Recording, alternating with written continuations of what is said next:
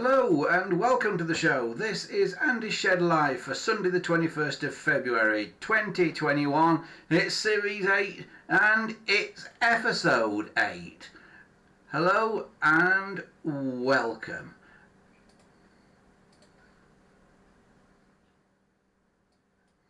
Yes, here we are. Another weekend is with us, or another weekend is almost past, actually. Welcome to the show. It is Sunday evening once again, so here we are yet again doing what we do, basically. So yeah, I hope you can stay with us for the next hour and a bit or so, and enjoy the show with us. As always, there's lots and lots of things to talk about. We're going to be doing a bit of old telephone restoration in a minute. I've got my screwdriver at the ready. And remember, if you want to get in touch with us, you can do. The chat is up and running at the moment. I'll tell you more about that in a second.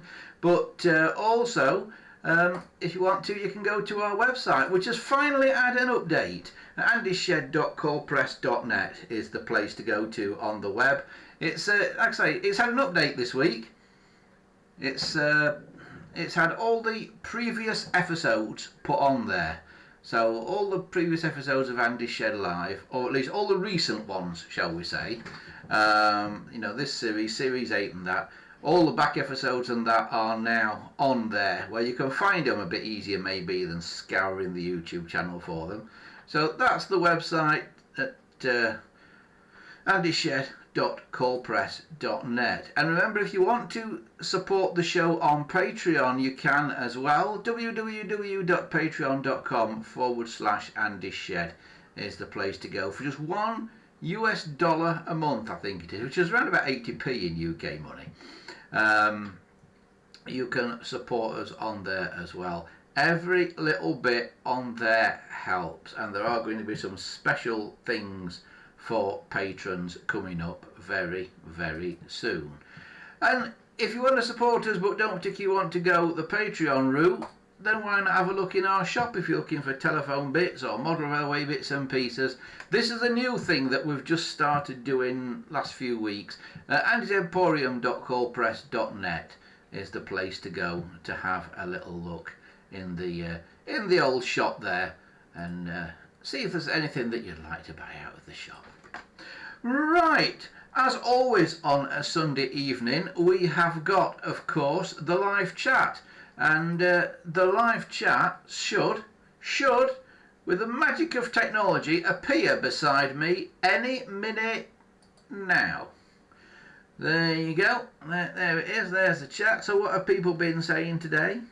We've got Jimmy in the chat, we've got Christopher in the chat, we've got Fat Hobbit, we've got Dominic, we've got Wesley.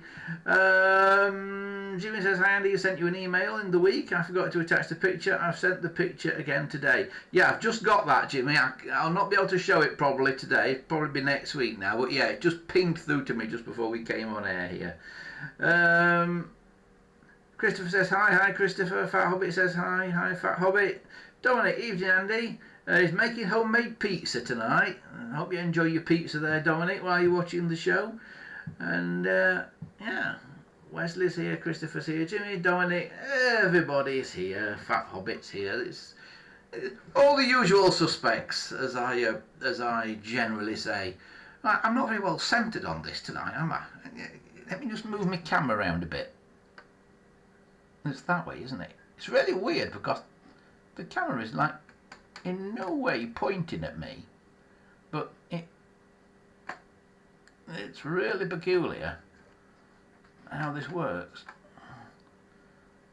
I think the actual camera lens inside the camera must not point directly forward or something, because it's very, very, very strange. It doesn't look like the camera is pointing at me at all, it has to be said.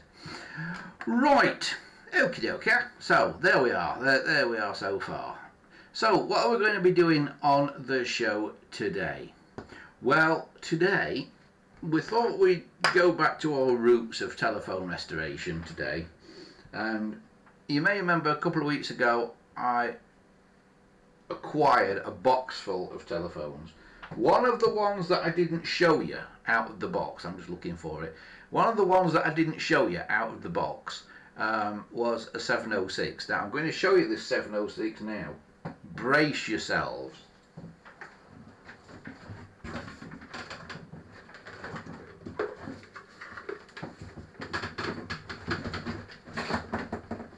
If I can get it out of the box.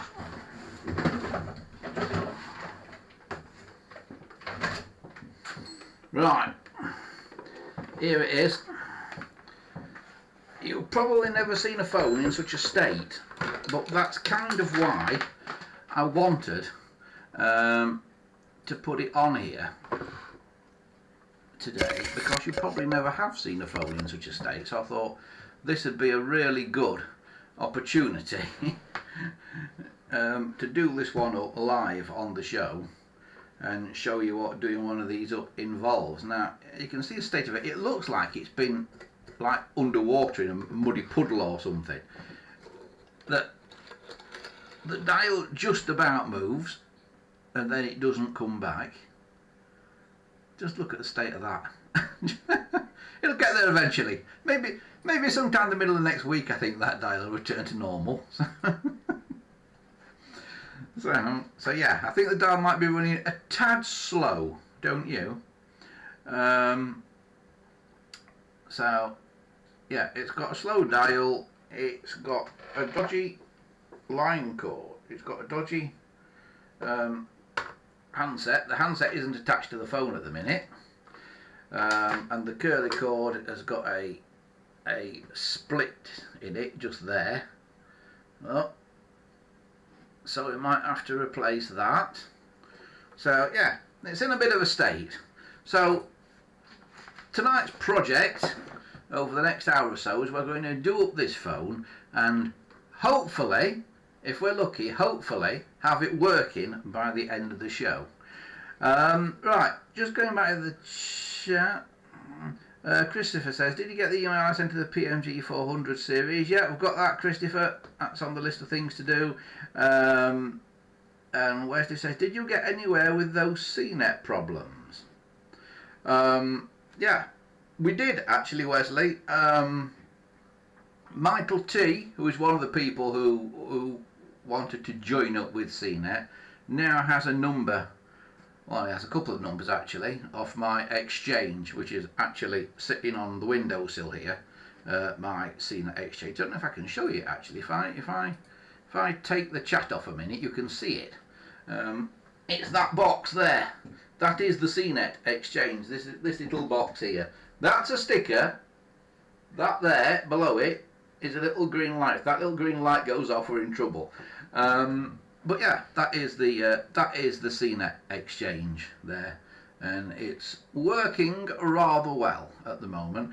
What I don't know is if Christopher's managed to get it all working and that. Maybe you can tell us in the chat. Have you managed to get it all working with CNET at your end, Christopher? Because Michael's is working fine now, so yours should be as well.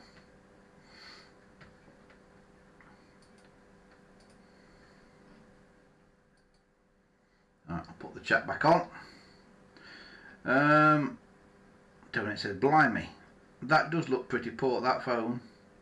Where it says it's meant to be 10 pulses per second, not per minute.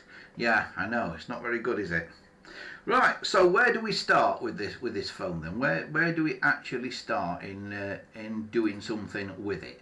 Well, I think probably the best place to start would be, for the time being, oh, we'll start with the handset actually. Yeah, we will start with the handset. Now, I have briefly looked inside here, and this is an interesting handset actually, because it's got one of these 4T receivers in it, which is fairly standard, but it's got the plastic front on it, so it's one of the later ones with the plastic front on that.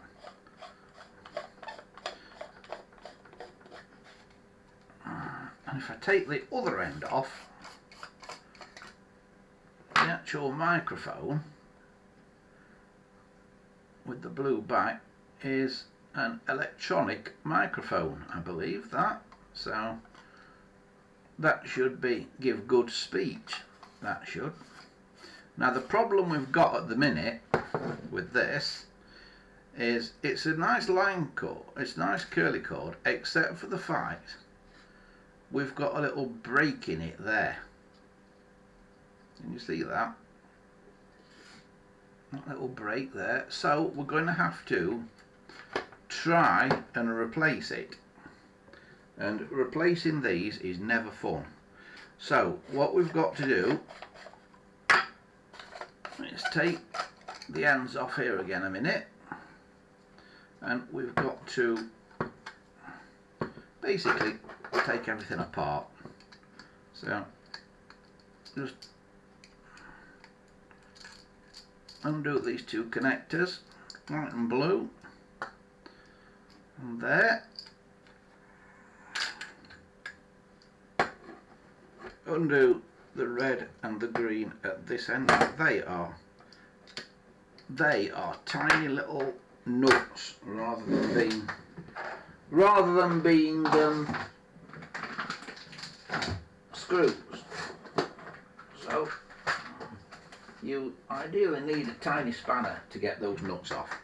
The way I do it, because they're so small and you might not have a spanner that size, you can normally do it very carefully with a pair of needle nose pliers, because they're not on mega tight. So I just grab them like that, and you only have to do like a turn or so, just enough to release that. So release that and put it over there, and put them over there as well. So now what we've got to do is try and get this curly cord out of here. Now, I don't know if you can see in here, there's a little metal thing in there that holds the curly cord on. It's kind of crimped around the curly cord, and it's like a circle thing with two bits that stick out where it's been crimped. What you have to do is turn that through roughly about 45 degrees, and then the cord should just pull out. Now the way to do it is get a set of needle nose pliers in there and just try and push the cord inwards as well at the same time. So pushing the cord inwards, so you're taking the kind of strain off it. Turn it through 45 degrees ish if you can, and then pull outwards like that, and you should then be able to get it all out like that. So there you go, that's all out now. Right, the thing I've got to do now is look for a fresh cord. Now I have got one cord here. Believe it or not, I took this off a 300 series. This had been incorrectly fitted to a 300 series that I've got here, but it has got the right grommets and things on the end. Where are we on the camera? For a 700 series, but the cord is all stretched, as you can see. So what I'm going to go and do right now, and I've got to do this off camera, is I'm going to go and dunk this in a bowl of hot soapy water for a moment. So I'm just going to go and do that now. I'm going to put this in a bowl of hot soapy water, and I'll be back.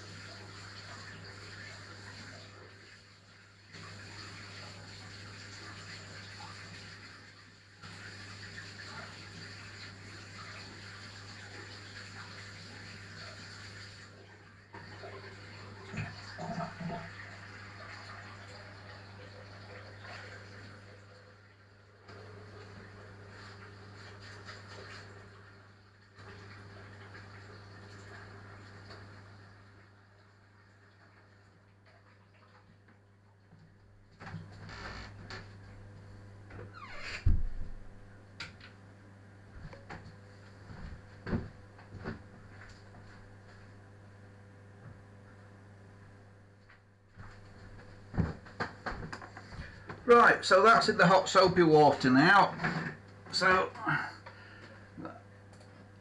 that cord will be A, cleaning in the hot soapy water, and B, it will hopefully be made a bit more malleable so we can tighten up the coils on it, and I'll show you how we do that. I have done a video before about restoring a curly cord.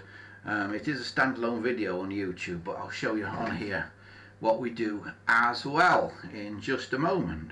So for now, we've done with the handset. So what I'm actually going to do for a minute is basically just put it all back together just for a moment, just so I don't lose any other bits. So I'll just stick it all back together for a second and put that to one side. Okay, alright, and that which is good. Right, so we've now got the main bit of the phone here. Can I move that camera around?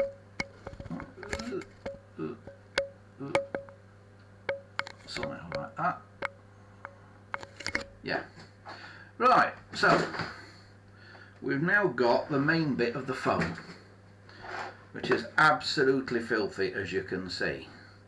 So first thing we need to do with it is to get the finger wheel on that off, because although you can theoretically take the cases off these phones without removing the finger wheel, it's quite difficult and very difficult to get them back on again. So first thing we're going to do is take the finger wheel off, and to do that I need a bit of tape. Insulating tape is what I'm using here because it's just what I happen to have available, and put that across the centre of the dial opal and hopefully pull upwards and get the dial opal off, and there it is. Okay, so there's the dial opal, and that's absolutely filthy as well. Then there's a screw in the centre of here. Now I want you to look at this. Can you see how this is all cracked in the centre of here? Can you see like a star cracks coming out of here? This is because this finger wheel is one that is countersunk. It's got a countersink in the middle and a countersunk headed screw, and the screw has been put in a little bit too tight into the countersunk hole, and because of that it's cracked. So that's what happens when you put these screws in too tight. So I'm fully expecting this screw to be mega tight, and it's not too bad, but it was tight enough, shall we say. So we'll take that screw out,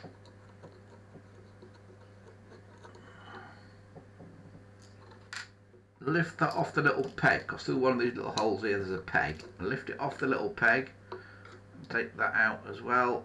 Yeah, now we're lucky in that the cracks haven't gone any further than that, so we should be able to save this finger wheel.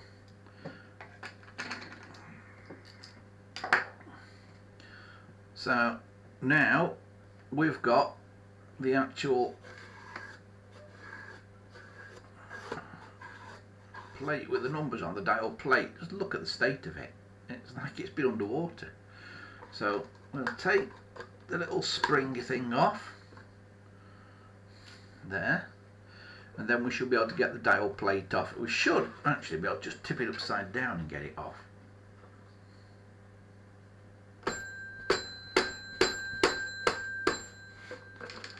It won't come at the minute. It's wet. It shouldn't be. By the way, for those of you wondering about when this phone was made, it's batch sample FWR 711. So it went back to the factory and came out as a 706F, i.e. just numbers on the finger wheel, in 1971. But what was it before that? Will there be anything underneath this sticker? Yeah, and we see it was originally a 706L. Can you see that? 706L.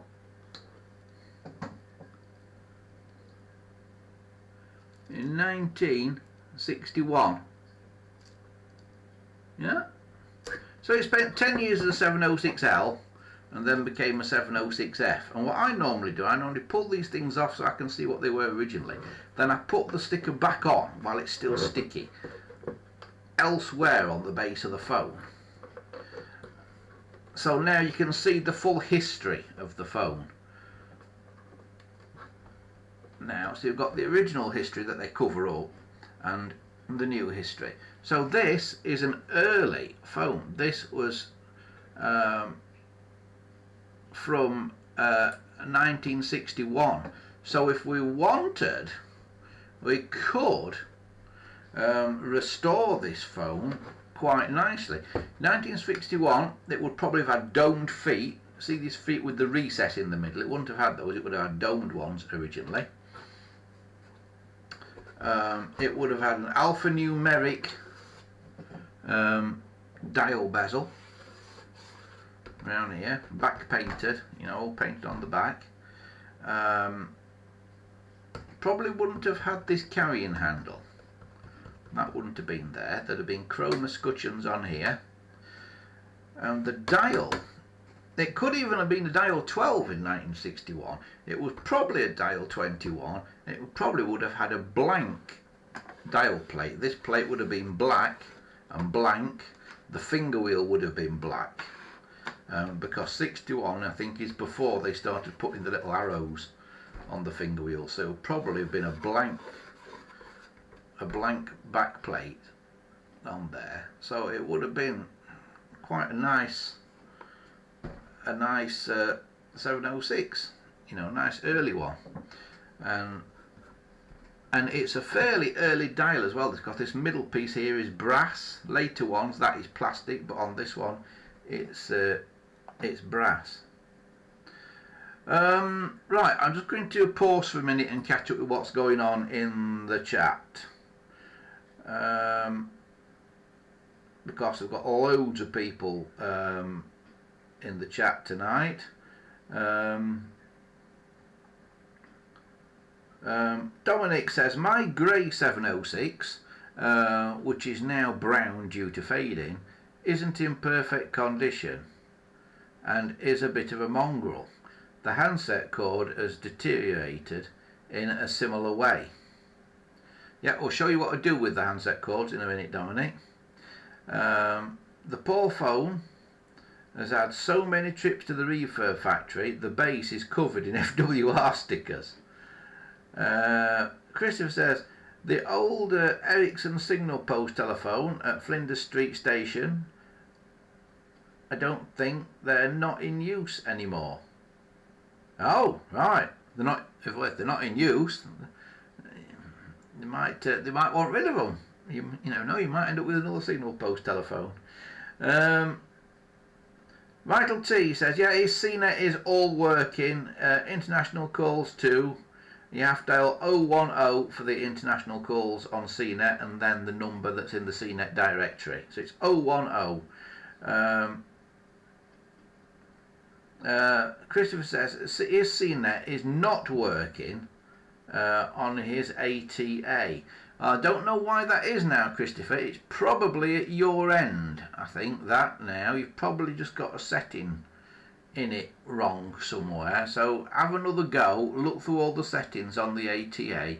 The key thing is, Christopher, the way you've got your sort of details, and it's sort of at exchange1702.noip.org. If you've got a colon and like 5062 after that, delete the colon 5062.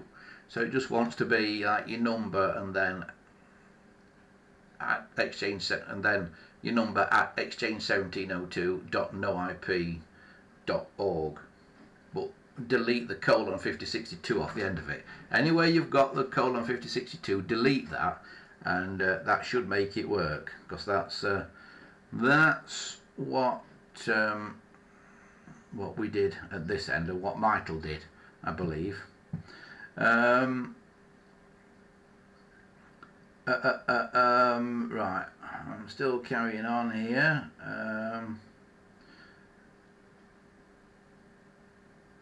Dominic says someone's put the wrong screw in the finger plate by the looks of it. No, Dominic, this is the correct screw. There are two types of these finger wheels. There are some that have got a countersink in the middle of them, and there are some that have got an inset bit in the middle of them that is flat. If the screw sits on a flat piece, even if it is a little bit inset, then you need a screw with a flat back if it sits on a flat piece. If it's a countersink, you need a screw that's got a countersink on the back. Both types were used and people get them mixed up. These normally crack because if you've got a countersunk hole and they put a flat back screw in, they tighten it up, and of course the screw goes down and the countersink hole is getting smaller towards the bottom, so it kind of forces the plastic apart and it cracks. Also, the other way around, if people put a countersink screw into a straight hole, then as that goes in, of course the screw gets wider and that cracks it as well. So if you've got a countersunk finger wheel, you need a countersunk screw. If you've got a flat finger wheel, you need a flat back screw. And both types were used and people get them mixed up, and that's normally why these get cracked. This one has got cracked, I think, just because it was tightened up too much. Fat Hobbit says it's a good idea to move the sticker to show the provenance. Yeah, I thought so. I do it on all of them, Fat Hobbit. I always look under the sticker to see what the history is. Christopher says, I know that GPO 706 telephones made in 1960 had dial 12. I got a 1960 706 with a dial 12. Yeah, it's because the dial 21 wasn't quite ready when the phones came out. Some had them, I believe, in 1960. Some may have had a 21 in 1960, but most had a 12 in sort of 59, 60ish. But the 21s did come along soon after. The dial 12 is a much nicer dial, I think. Of course, it's got the metal finger plate apart from anything else. And there are quite a few interchangeable parts between a 12 and a 21 as well. But whether this at what did I say, 1961, 61, whether this originally had a dial 12 or a 21 at 1961, I wouldn't like to say. I think this would probably have had a 21, an early 21 with the blank finger plate here. The case would definitely be in Diacon at 1961, but the problem is this went back to the factory in 71, so the case has probably changed there. So I doubt this is a Diacon case, because in 10 years a Diacon case would have got broken, most likely.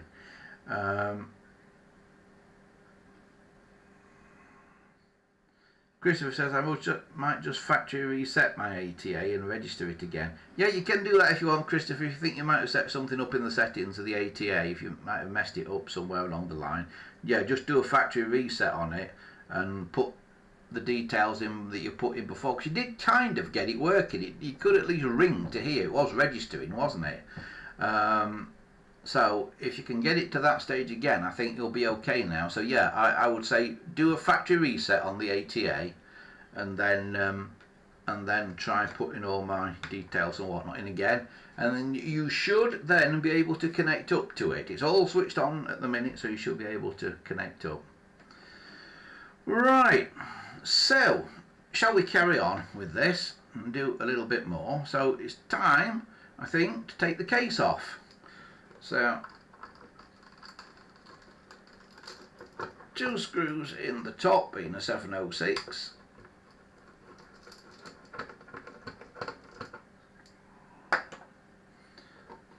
And just sort of hold the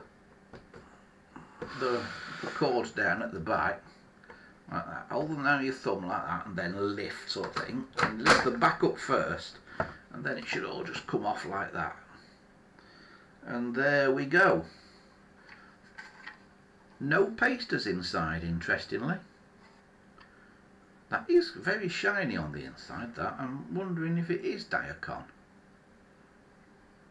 I don't think it is.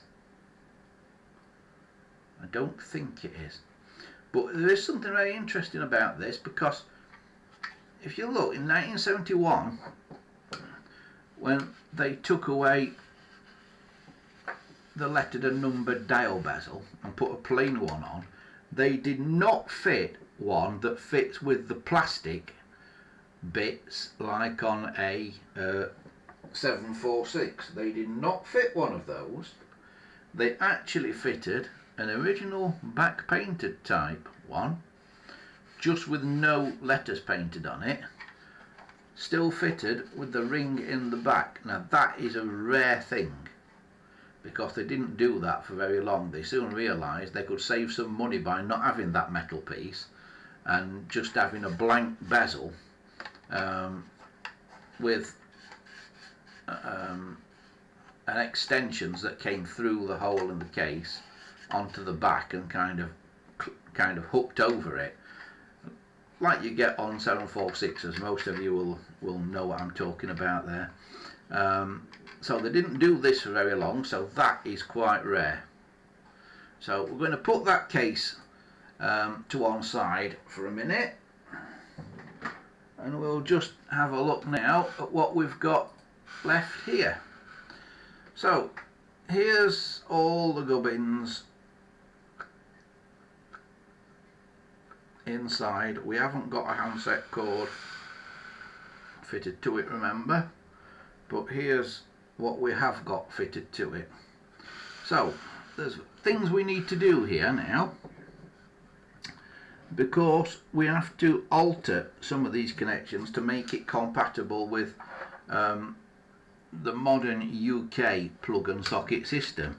If you're not in the UK, if you're somewhere that still has two wired phone service, then you do not need to do this. But here in the UK, there are things that we need to do, and I'm looking and I'm seeing that this has been partially converted, because you would normally put these four terminals here, 16, 17, 18 and 19, you would normally link together, but they are linked together on this, because if you look, 16 and 17 is linked, and 18 and 19 are linked, but not 17 and 18. But they are linked because there's a piece of phone wire that's been bodged in between 16 and 19. So we're going to take that bodgy link out and do it properly in a minute. So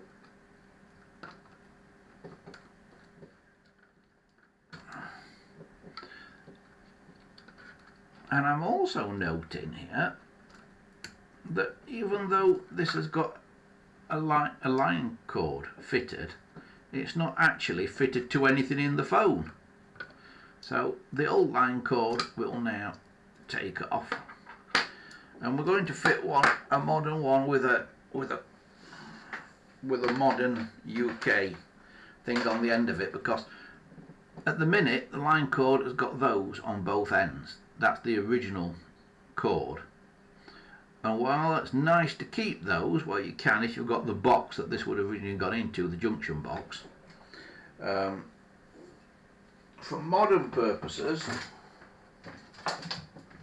you really want a cord like this that's got that same grommet on one end to go in the phone, but has got the UK plug on the other end.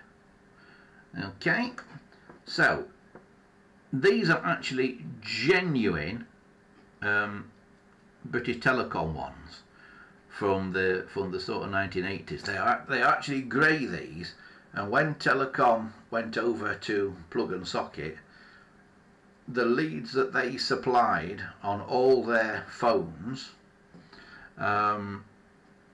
from that point on, all the 700 series from that point on were grey.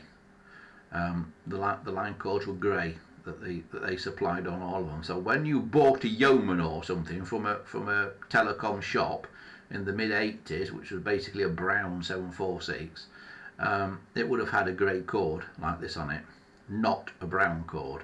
So strictly coloured cords with one of those on the end are wrong, historically wrong.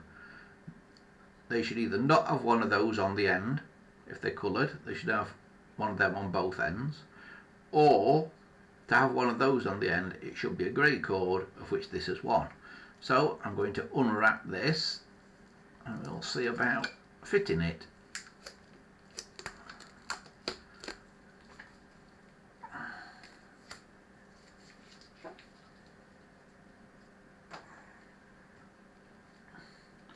So I'm going to fit that in a moment, but what I'm going to do first is just have a look, see how the conversion is in here.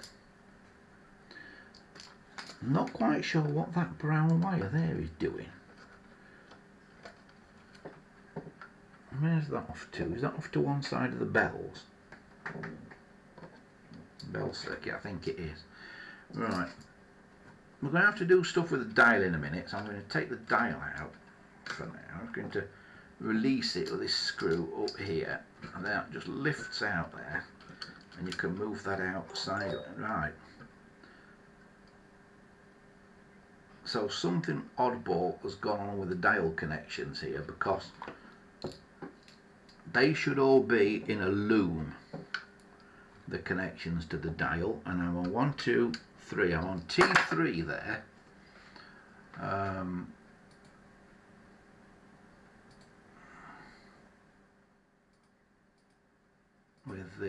With the dial connections. Now let's have a look where we should be.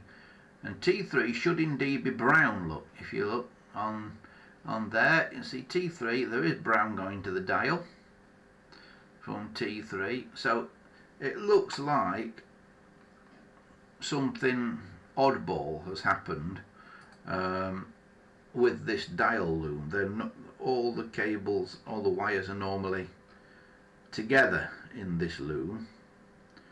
All 5 of them. Is it 5? Yeah, 5. But in this case, there's only 4 in the main bit of the loom: blue, orange, grey and pink, and the brown one has been routed differently, but it is in the right place, so we'll leave that well alone. Now, what is not right here is this set of terminals here. For those that don't know, the terminals, we call them T and then a number, and it starts here and goes to there. So it goes T1, T2, T3, T4, T5, T6, T7, T8, T9, T10, T11, T12, T13, T14, T15, T16, T17, T18, T19. Now, because this is a plastic based phone, it's not got a circuit board in the bottom, all the things that are connected to these actual terminals have to be connected like this as wires. So you can see beautifully on this that T11, 12, 13, 14 and 15 have got absolutely nothing connected to them. They're not used under normal circumstances.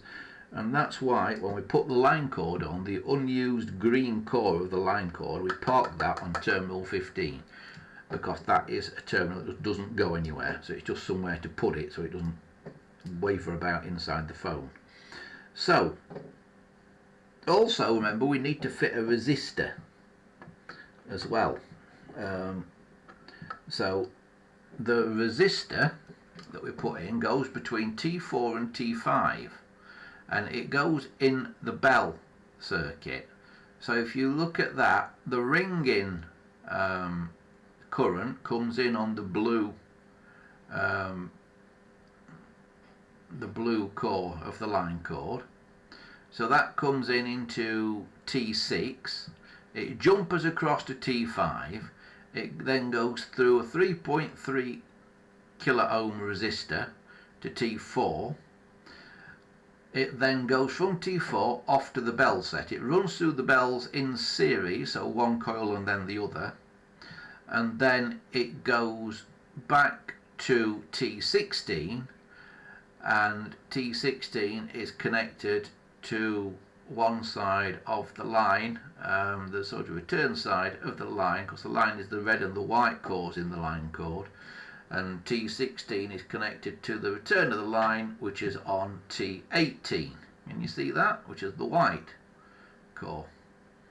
So what we need to do is resistor T4 to T5. We need then a link T5 to T6, and then nothing T6 to T7, nothing T7 to T8. So T1, T2, T3, T4, T5, T6, T7. Right. T7 shouldn't have a link to it, so we'll take that one out.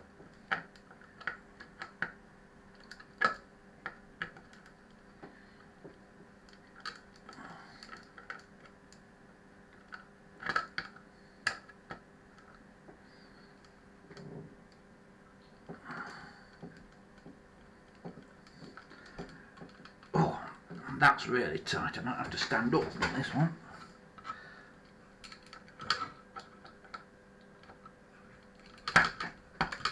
There it goes. While I'm doing this, just going back to the chat again, so I don't miss anything, because I'm very good at missing things in the chat. Where are we? Right. Oh, I'm pressing the wrong buttons now. Getting quite good at pressing the wrong buttons.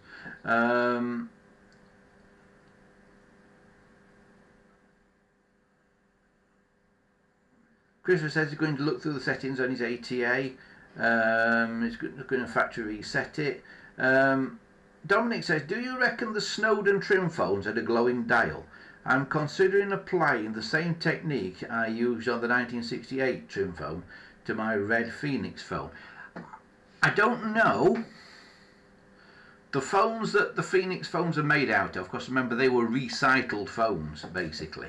The phones the Phoenix phones are made out of probably would have originally had a glowing dial, but when they got refurbished into the Snowden range of Phoenix phones, I think the glow mechanism was probably taken out of them.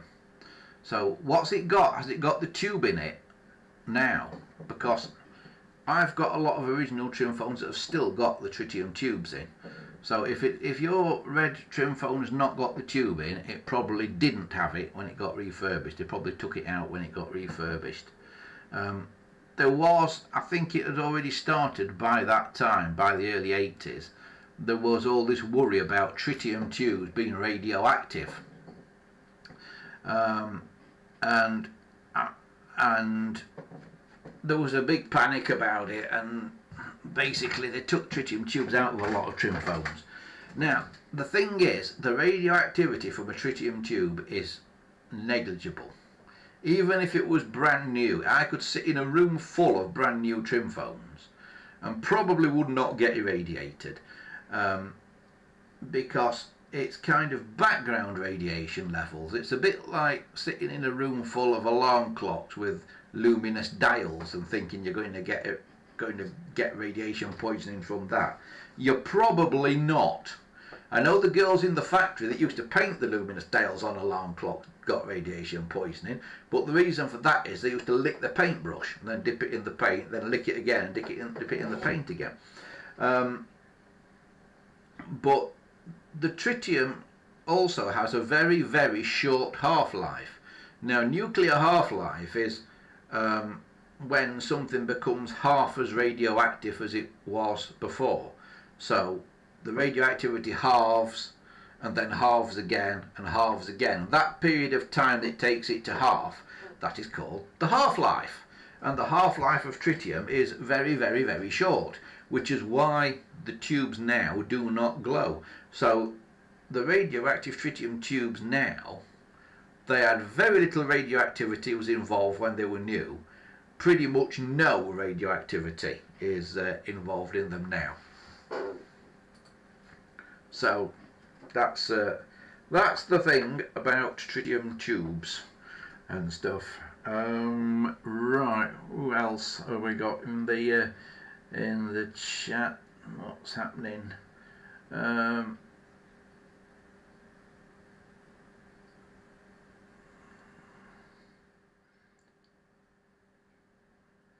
Christopher says, I found something with a GPO 312. I got a 722 dial on it with a dial 12 finger wheel.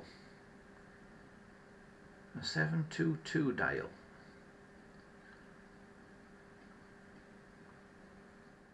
Alright. What was the dial though? The dial's not 722, the dial will be 12 or 21 or something. So what was the actual number of the dial? You may think it's got a dial 12 finger wheel, but some finger wheels that were metal that looked like dial 12s were not.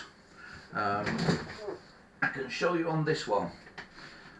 Look at the finger stop there, Christopher. If it's that shape, it's not a dial 12. On a dial 12, it's curved.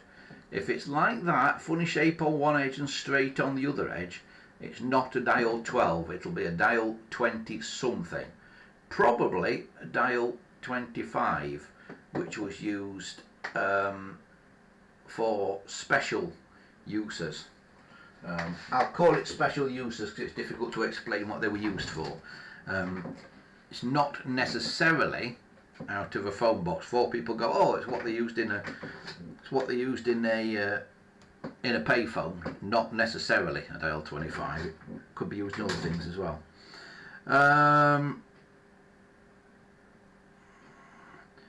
Falbit says, have you ever thought of using one of those magnifying lamps, Andy? All the wiring is quite difficult to see. Yeah, it is. And I'm getting older and it's getting more difficult to see as well, Fat Hobbit. But no, I haven't had to resort to one yet. It's still big enough for me to see it just about at the moment.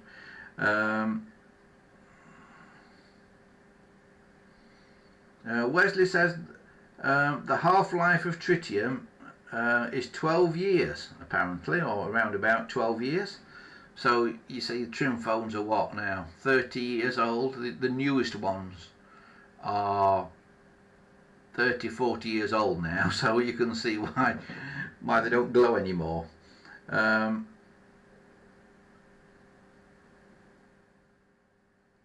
Jimmy says, didn't the GPO produce trim phones for the Queen Silver Jubilee in 1977?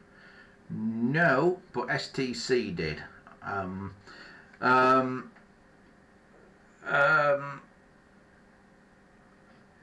Yeah, as Dominic's just said, STC did it, but never made it into full-scale production. But the post office went with the compact telephone instead in Balmoral Blue. Yeah, that's basically what happened. In 1977, or probably before 1977 actually, because they had to gear up for it, the GPO were wanting to have a special phone for the Queen Silver Jubilee. For anybody who can't remember as far back as the Queen Silver Jubilee, I can remember it. I was a kid at the time, but I can remember it. Everybody who made anything, it seemed, did a Queen Silver Jubilee version of it. Even the buses that ran past the door here were painted in a special livery for the Queen Silver Jubilee. You know, you could get Jubilee plates, Jubilee tea towels, Jubilee coffee mugs, absolutely anything that you could buy. They seemed to have a Jubilee version of it, and the GPO wanted a Jubilee phone that they could rent out to people. And I'm guessing they probably charged you more for it. I don't know, but I'm assuming they charged you more, because all phones were rented at that time. Now, there had been a field trial going on of something that they called the compact telephone, which later became, I believe now, let me get the number right, 776, is that what they call the compact phones now? But these were not 776s, these were field trial phone in the early 1970s for the compact telephone, because they basically wanted a phone that would fit on a windowsill. So they came up with the idea of the compact telephone, did the field trial, and the field trial was reasonably successful, but they were going to tweak the phone. So they got it back, all the field trial phones, and I believe they got them all back. And then in sort of 78ish, I think it was, they released the 776, the compact phone, which are the ones that you see today, the blue ones and the sort of pale grey ones and the brown ones, and that they're what you see today. They date from about 1978. There are subtle differences between those and the trial phones.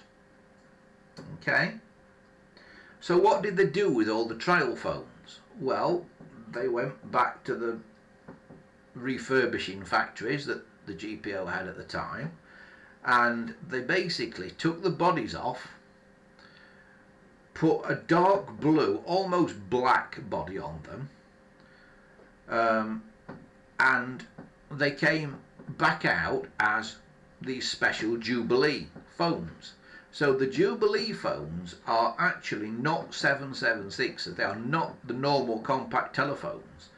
The Jubilee phone is actually the field trial telephones refurbished, and there are subtle differences, particularly in the bell boxes that they have, in how you wire the bell boxes up.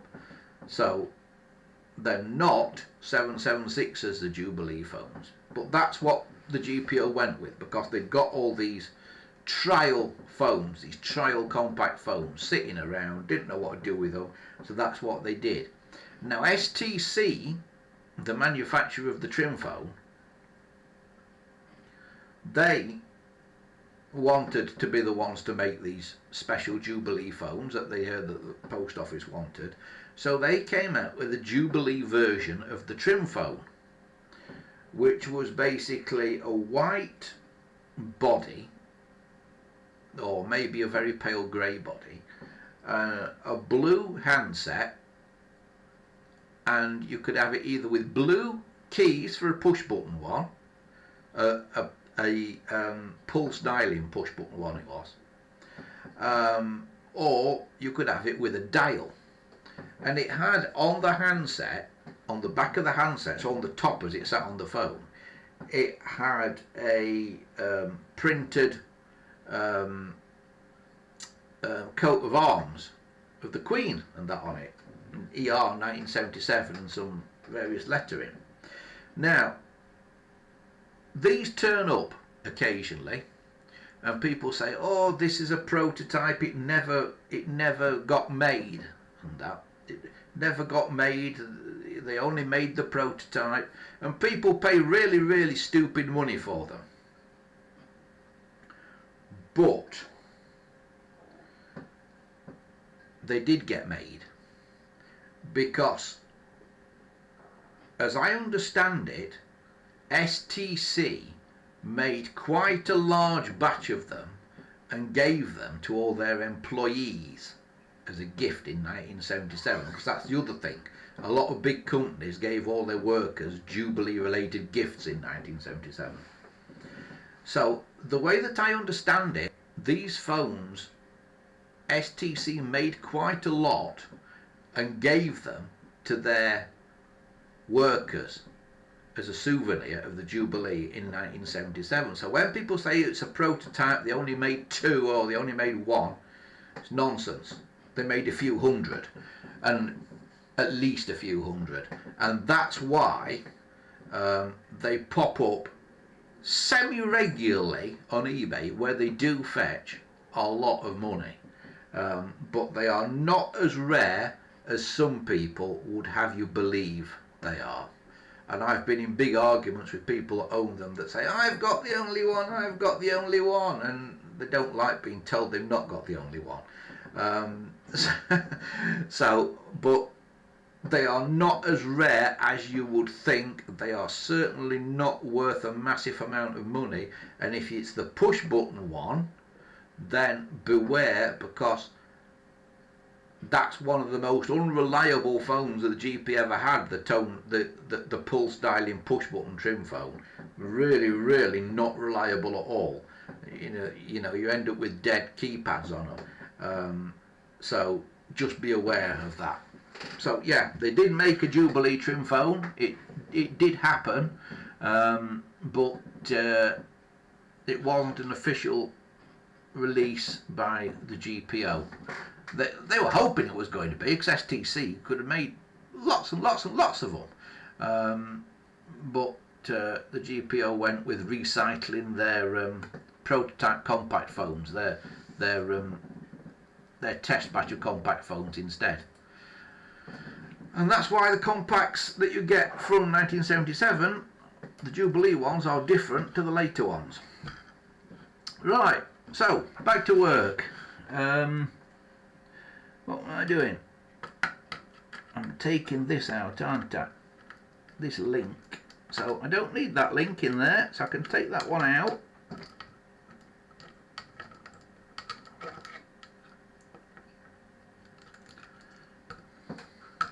And I'm trying to do it without totally undoing the screws and everything, you see. And so that one that I've taken out of there, if I can grab it,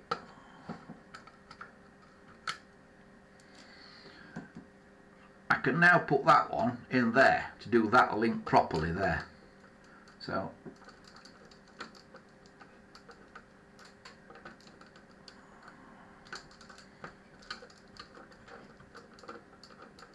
we'll undo those and we'll put that in there.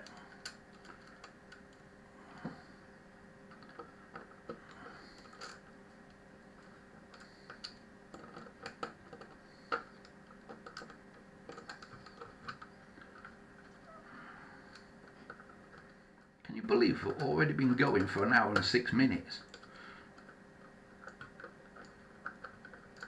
Well, an hour and 6 minutes since the stream came up, but it was up 10 minutes before we started, wasn't it? There. Right, so we're getting somewhere now. It's looking something like now, that is. I'll just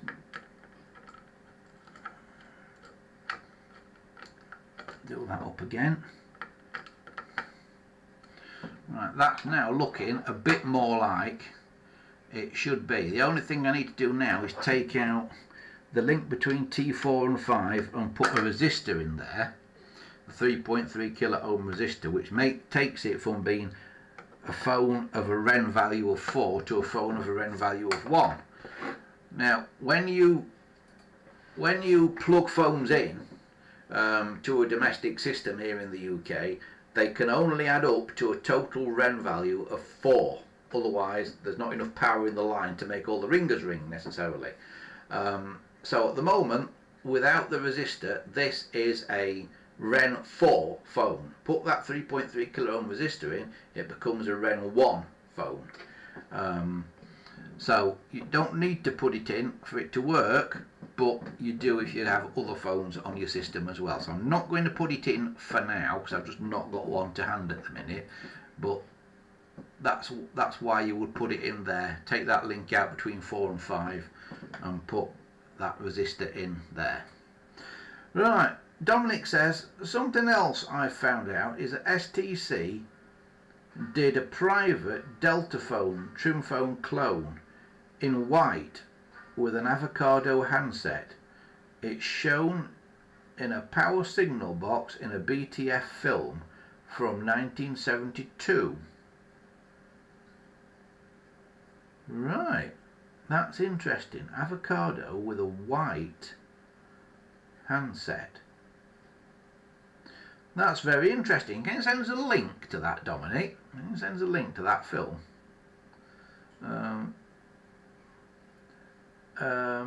Or is it not on YouTube? Westy says, is it on YouTube? I just assumed it was on YouTube, but it might not be. Chris says he just factory reset his ATA and register it again, but it's still not working. Yeah, I think you might have to set up the stun server, Christopher. Is it registered? Has it registered properly? Dominic says that film with the trim phone in is on the BFI website and it's called Solutions. Cool, we'll have a look for that later.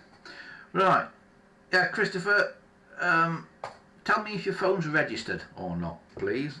'Cause that'll tell me a bit more stuff. Right, so the inside of this phone now is working, it would seem. What doesn't seem very happy is this dial. Now here's interesting. The dial, although this phone is from 1961, remember, the dial, if you can see that up there, is from 1963, EMT 1963/1. So we've not got the original dial. But then that's to be expected because it's been refurbished and the dial would have been changed. So because this plate is new at 1971, it wouldn't have had this in 1961. So we'll have a look inside the dial now, and it's a fairly standard dial 21. It's a nice one because it's mainly metal components. Later ones are all plastic and not as nice. Now one thing you have to look at in these dials is this thing here. This is the clutch mechanism. A big sort of cog at the bottom and a little tiny one on the top. The big one engages with this thing here, which is the governor, which spins around. It's got weights on the end and spins around, and that's what stops your dial going back really quickly when you release it. Top one here, the little cog on the top there, engages with this, which is directly connected to the finger wheel. Now thing is, when you dial round, this clutch mechanism means the little cog should go round but not the big one below it, and at the moment they are both going round. Can you see that? But when it's going that way, only the little cog should go round, going that way. Only the little one should go round. The big one should be stationary, but when it goes the other way, they should both go round. The clutch kicks in and they should both go round. But it's stuck, as they so often are.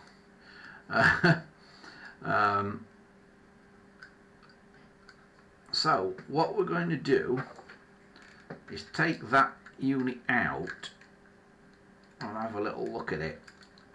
So there's a little screw here to take it out. I'll grab it with the pliers, and then there's this stand take out, which is like it's that bit like a computer circuit board standoff type thing. We take that out, and then that bit of metal comes out then, and then we should be able to just jiggle this out, this clutch unit, and then we've got the clutch unit here, you see. So what should happen is, one way the little pinion should turn without the rest of it turning, the other way it should not. Now the pinion should turn on its own, if I've got this right, anti-clockwise, so it should go that way on its own. Okay, it should turn anti-clockwise on its own, and it doesn't, and that's why the dial is hard to turn. So we need to try and get that turning. Now the problem with this is you can't get hold of this with a set of pliers because you'll damage it. The bigger wheel on here is just made out of some kind of mica, like they used to make circuit boards out of. and that. So if you clamp that with anything, you're in danger of damaging it. So what I normally do,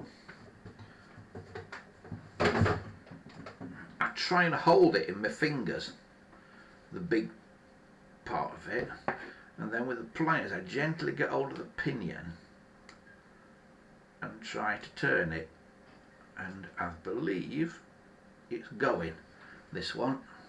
Right, if I can put you under the other camera again. Right, so there it is, you see. Right, don't turn it the wrong way, remember it only goes anti-clockwise on its own. But can you see that? It's just about moving. Right, so what we're going to do now is get some light oil. Any light oil will do. People will sell you very, very expensive oil for like clocks and watches and or model railways. They'll sell you a tiny, tiny little vial of oil for a lot of money. Any light oil will do. 3-in-1 oil is a light oil. That'll do fine. You buy that in a reasonably sized bottle like this for a couple of pounds from the supermarket or from somewhere like Wilko's here in the UK. This is Wilko's own version of 3-in-1 oil. Which camera am I on? This always defeats me, this thing with the cameras. Here it is. It's Wilko's own, so it's cheaper, but it's still the same. It's still the same sort of oil. Just put a little bit of that on this mechanism, and then hopefully you will then get this to rotate. So let that oil ink in a bit, and then I'll put this back under the camera here,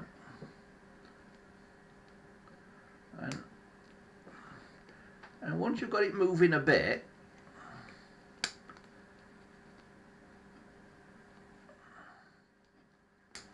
you should then be able to keep it moving. And over time, as you're doing this, it'll get better and better. So I've just got to sit and basically do that for a couple of minutes. So I shall do that, and while I'm doing it I shall read a bit more of the chat.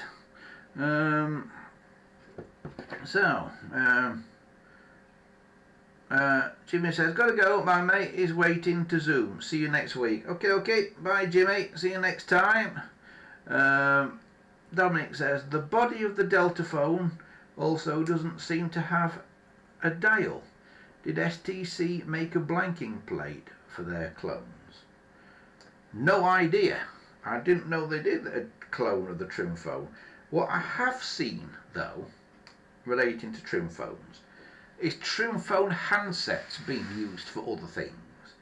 Trim phone handsets with like a plug on the end, so you can plug them into like a switchboard or something.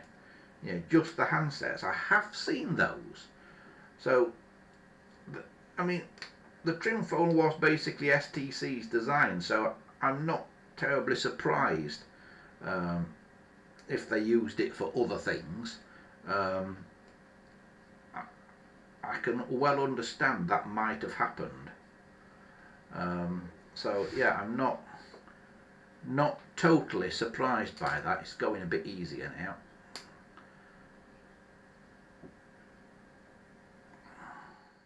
Yeah, I'm not totally surprised. But yeah, be rare as hen's teeth. So you're saying that it was a trim phone without a dial or anything, just with like a blanking plate or something? We're going to have a look at this film. It was a film very similar to that in an archive that first alerted me to the fact that early 746s still had the alphanumeric dial bezel on them, because there were people that I spoke to that worked for the GPO and worked for people that made the phone, and they swore blind they didn't have the alphanumeric dial bezel on 746s. and then I found a piece of film of one being delivered by a GPO engineer, and a red one with the alphanumeric bezel on, so that proved it did happen.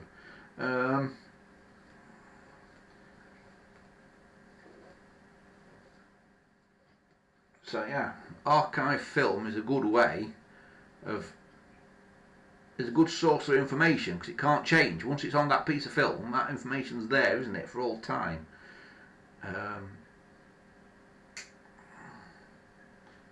You know, so it's a great source of information. This is not easing up as much as I would have liked it to. I'm still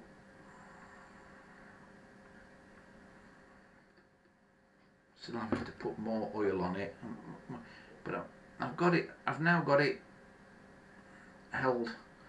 The little pinion gear is held in the pliers now, and I can move the other bit now just with my hand, but it's still not going easy enough for what I would like, so just got to keep doing it.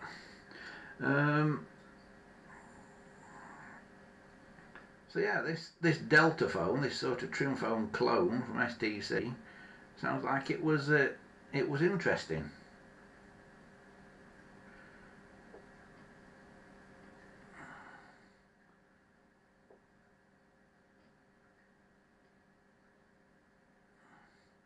Dominic says he thought originally this trim phone clone was a standard two-tone avocado, but on closer inspection the body colour is definitely white grey, white or very pale grey.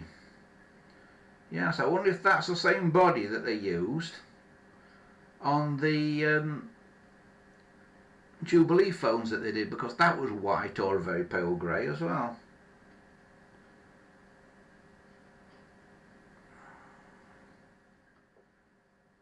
Perhaps it's the same one.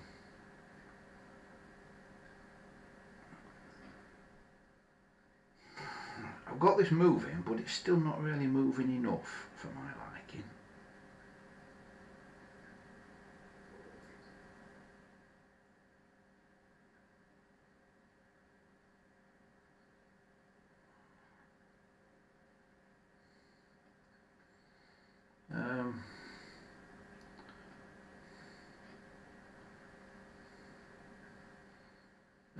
Chris says the dial on my 312 phone is a 722 phone dial. So you're saying it's a dial off a trim phone? How do you know it's a dial off a trim phone, Christopher? The dial on your 312. How do you know it's off a trim phone?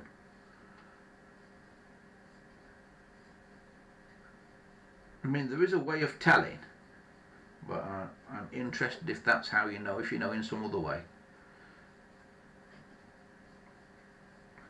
A trim phone dial is theoretically different to an ordinary dial 21, because sorry, not a trim phone dial. A 722 dial is theoretically different to...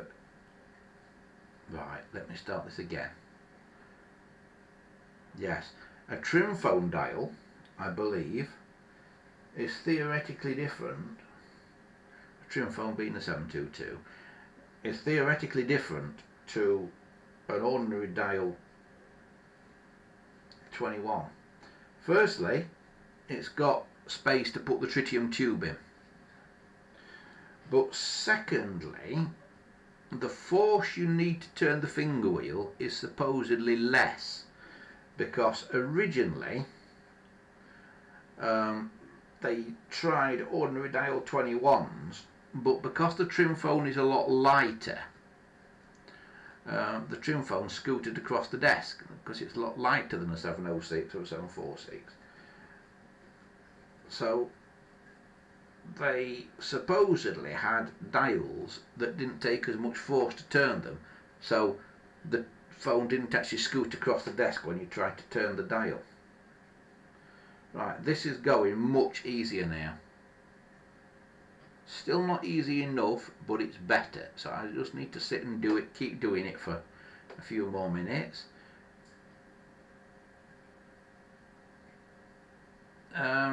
Christopher says, it looks like a dial 21 with numbers and letters on the dial plate. It could possibly be a dial 21 then, with numbers and letters on the dial plate, because they did make them. What they were made for, they were made as a replacement dial to go into Bakelite phones. They normally had a black finger wheel, but 21s like that were made as a replacement to go into 300 series phones. So your 312 with one in is probably crate. It's probably not actually the dial out of a trim phone. It's probably a replacement, a special version of a dial 21 that was made as a replacement dial to go into 312s and other 300 series. Alright, this is going much easier now, as you can see. I'm really able to turn it quite easily.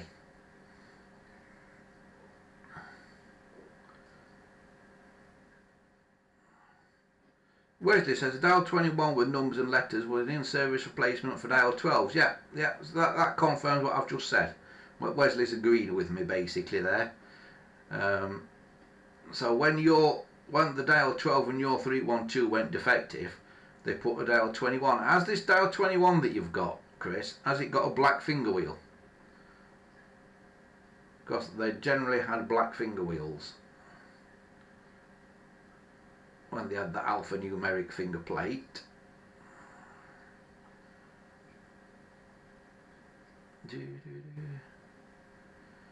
Christopher says the ATA is now registered.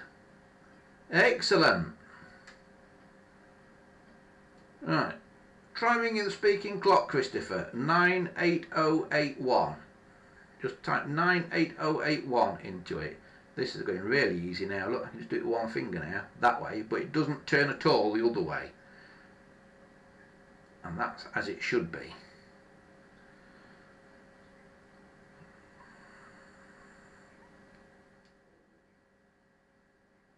Cool. Right, so that's working now. Do you want to have a close look? Right, it's doing what it should do. You see, it turns that way, but it won't turn back because of the clutch mechanism in it. So it goes that way, but it won't go that way. Look, going that way, the whole lot turns. Going that way, just one turns. Going back, the whole lot turns. And that is as it should be. So that now can be put back into the dial in a minute.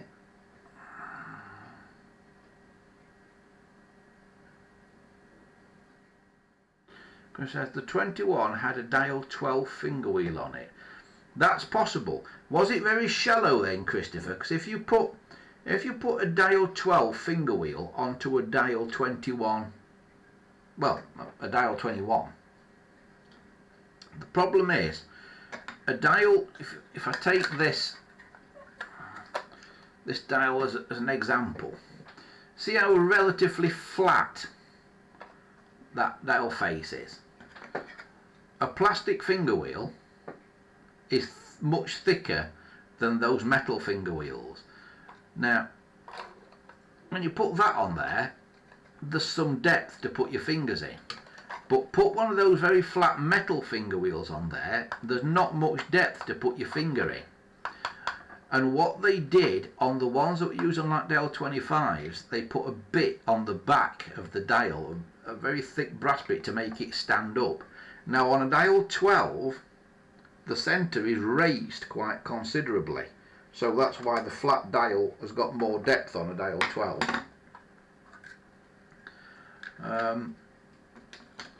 Right, I think my little bit here now is running nicely enough that we can refit it. I'm pleased about that, because these, you can't always save them. Sometimes you can't get them going again, you know, they are just stuck forever and you have to replace them with another one.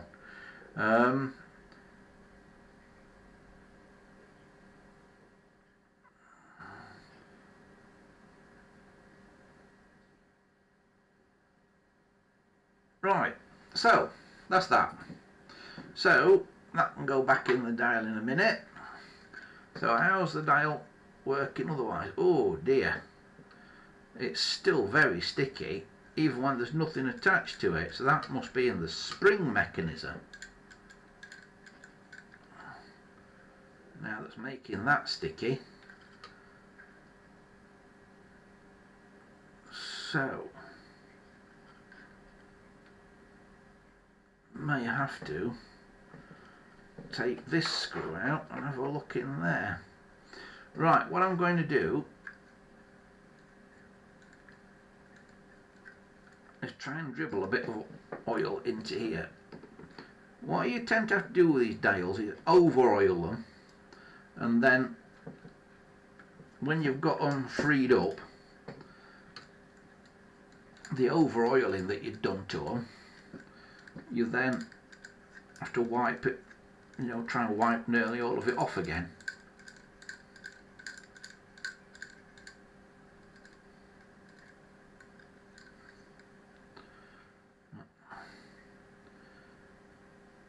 But it's starting to go. Perhaps if I just put the finger wheel back on for a moment.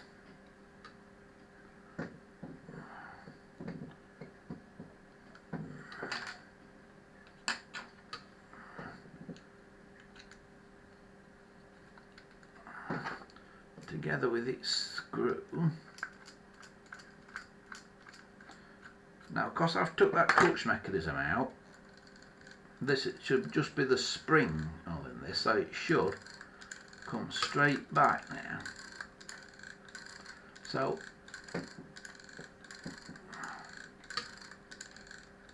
I'm just working the mechanism now, and it's still not coming back, so I think I'm going to have to take the back off here. So this little screw,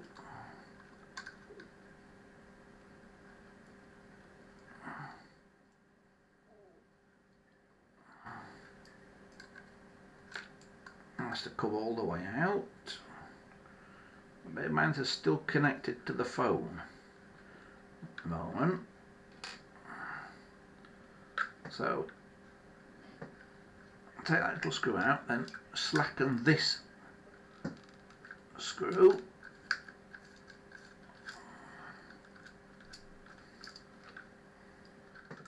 And then that will come off down the wires. This plastic bit has been split on this one. They're not normally split down there, but somebody's cut it on this one to get it on and off easily.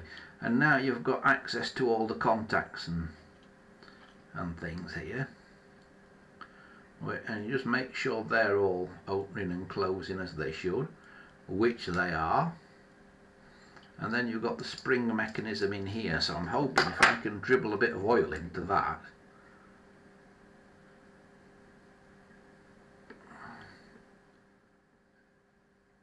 I'm hoping we'll be able to work it and get it going. Oh yeah, immediately it's getting better. See? Straight back now. And it's doing that because the governor's not engaged, because I've took that cog out the gear train. So immediately that's better. So take the finger wheel off again.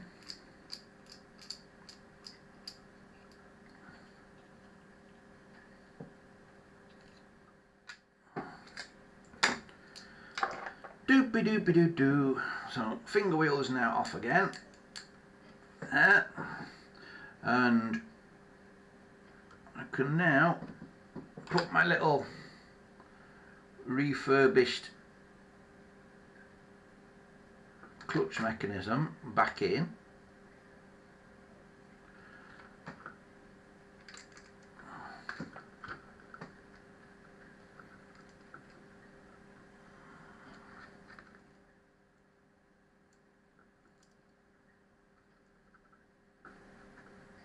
Like that. Then I have to put this metal piece back in. That engages on the top of the refurbished clutch mechanism. So the little end of the sort of axle there goes on there. Right. And then you have to line that up with holes in the back of the dial and put these back in. So that's one, and then you get that little screw, and that should lay lined up with a hole as well. So I've got to now get that tiny screw back in there, and this is where magnetic screwdrivers come in handy. Because this little screw often doesn't want to play ball. I often complain when screwdrivers go magnetic, you know, because they like stick to screws when you don't want them to, but in this case you would want them to be magnetic. You can try and drop this screw in there. Right, now if I can carefully get on it with this screwdriver, that's it, it's going in. So there we go, screw in, make sure that's reasonably sensibly tight, and now when I turn this it should work reasonably as a dial. Right, again, now I'm just going to put the finger wheel back on and just try it and sort of see what speed the dial runs at.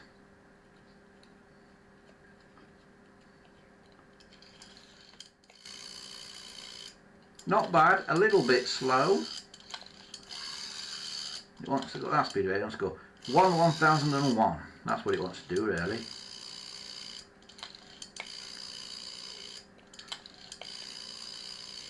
So it's running just a tad slow, that is. So what I'm going to do is just bend inwards slightly the weights on the governor, just a tiny bit. And it's such a small amount you'll not think it's done anything, but it will have.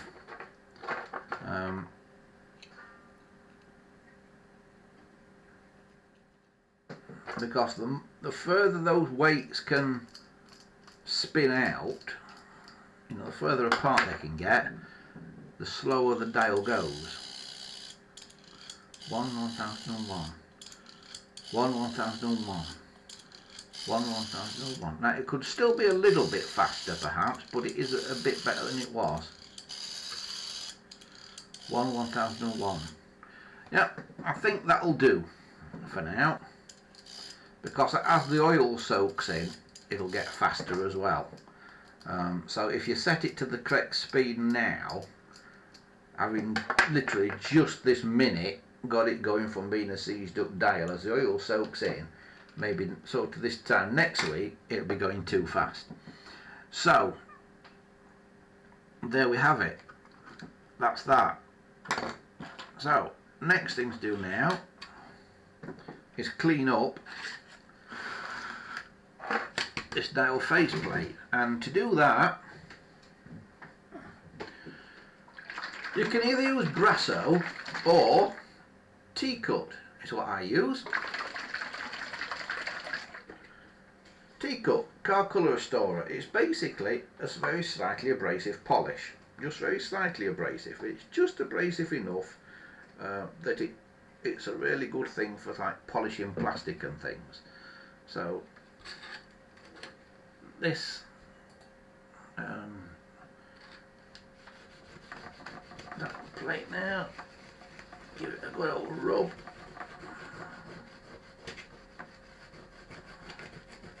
And of course you find rubbing on this side because, again, like most GPO things, it's back painted, so the paint and that and the letters are on this side, on the back of the plastic. It's actually a clear plastic painted on the back, so it doesn't matter how much you rub on this side, you will not be able to rub the numbers off.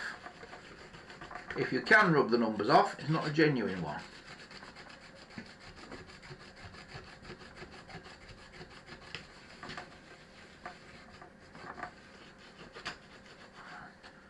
So I'm going to find a clean bit of cloth now.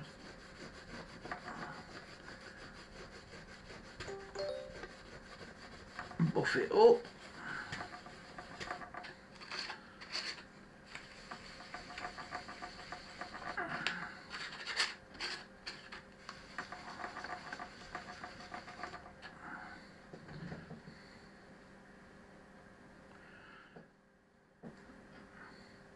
Oh, where's Dominic says, going to have to head off. Thanks all, see you next week. Okay, bye Dominic. Dominic's disappeared. What's everybody doing on a Sunday night these days? I don't know. People seem to have so many places to go on a Sunday night these days. You think we should start a bit earlier on a Sunday? Would it be better for people if we started a little bit earlier on a Sunday? Start at like 5 or 5:30 or something, rather than 6. Probably 5:30 it'd have to be, actually. I don't think I could get my act together for 5. Right, I've cleaned that up. It's still got some marks on it, that has. I don't know if it's almost as if it's been in an atmosphere where there's been some welding going on. And it's got little marks on the surface still.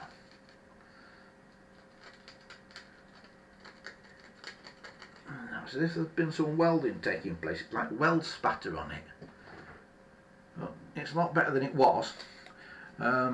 So what we are now going to do is put that back on there. Like that. I'll find the little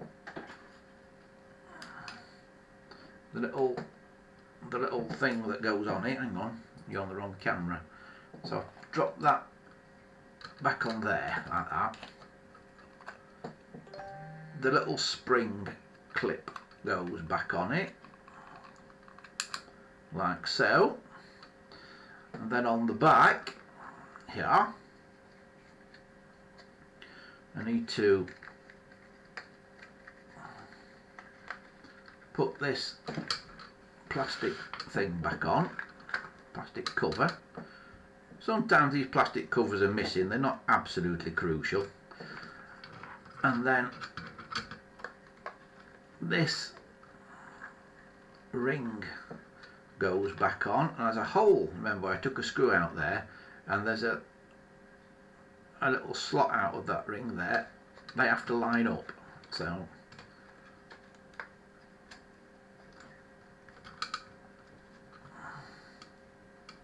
that all has to line up like so, because there's a tap hole in the metal bit of the dial, a hole in the plastic cover, and this slot in this ring. That all has to line up because there's that little screw that goes through the whole lot.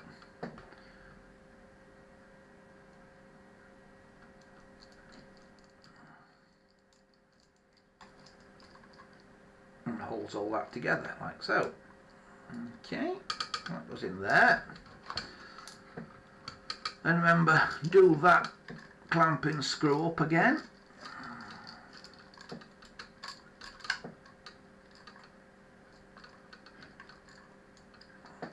There we are, there we have it. So that dial now should be good. So what we'll do next, is we will now we'll get rid of this. Don't need a tea cut again for a minute, and I will go and find the line cord. Not the line cord, sorry, the curly cord that was having a bath.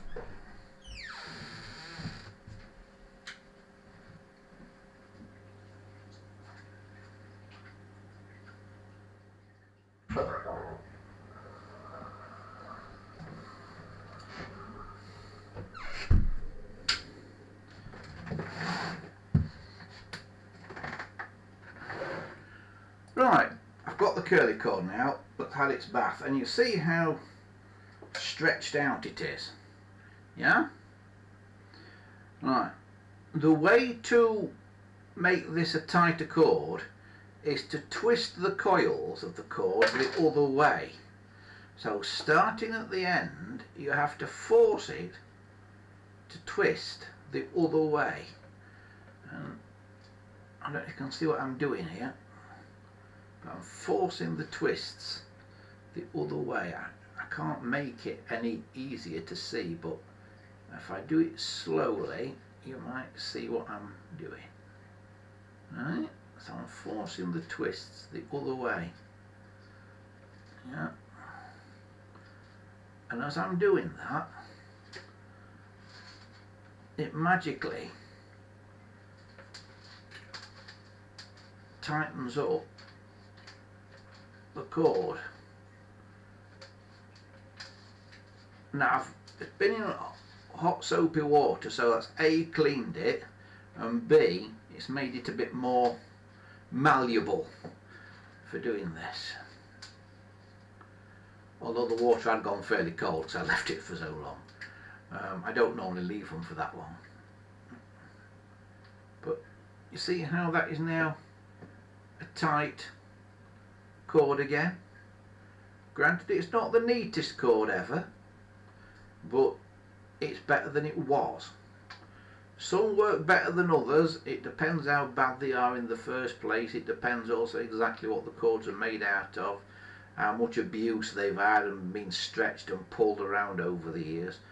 But it generally does improve it. It normally does at least improve the cord, even if it doesn't make it totally perfect.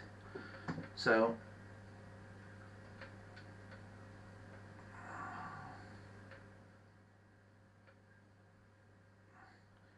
just keep doing that.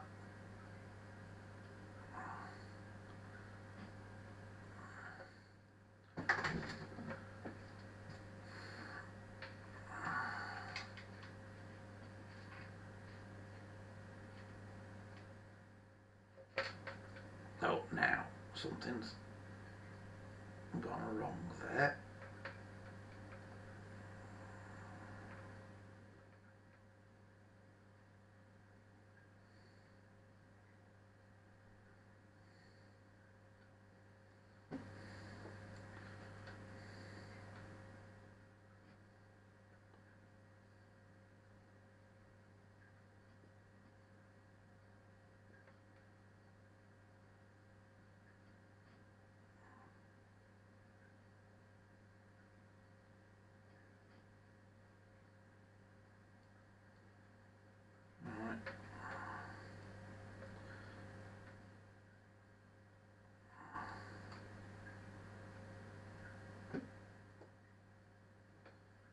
Now sometimes you get a cord that is only half unfurled. They're the worst ones, because when they're only half unfurled, you know, only half stretched, you'll find if you tighten up the half that is stretched, the half that wasn't stretched, when you come to coil that the same way, that does become a bit stretched, and I think that may be what ends up happening here.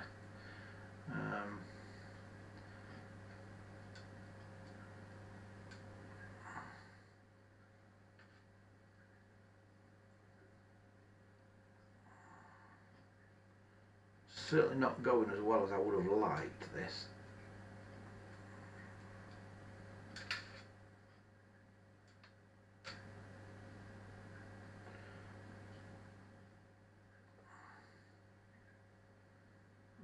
there you go then.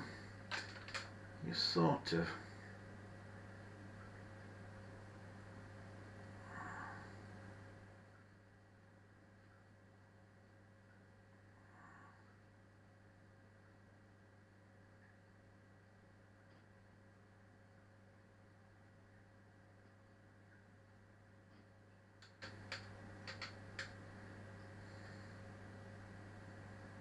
get some idea there.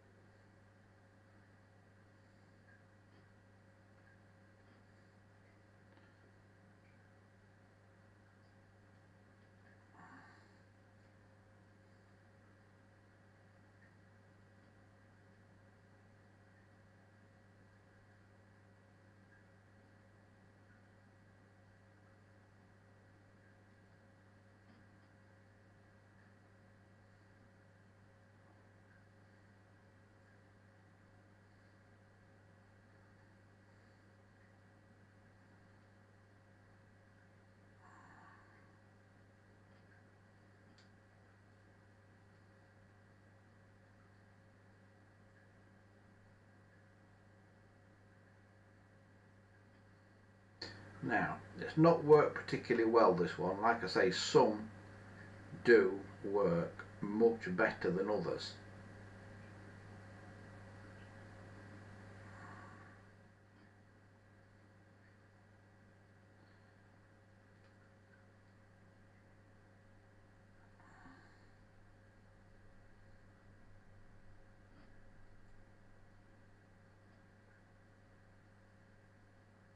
But it is there. As you can see, it's now not a long cord anymore. This is not a good one. This is not a good example of it. They normally work a lot better than that. But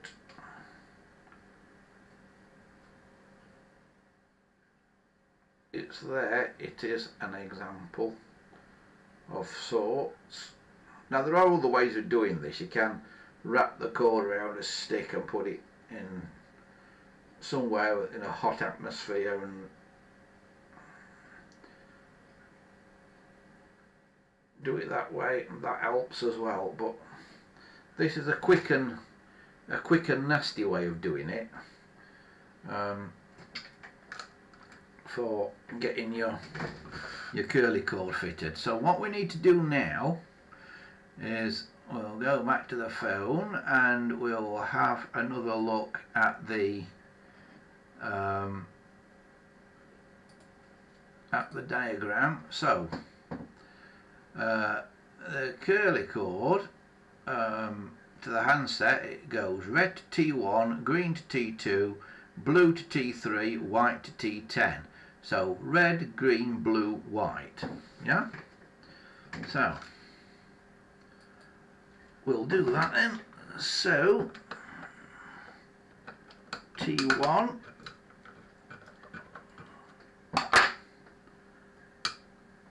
red.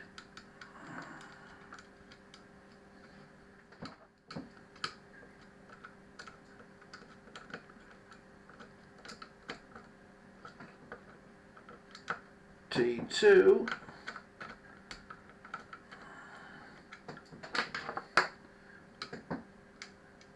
green.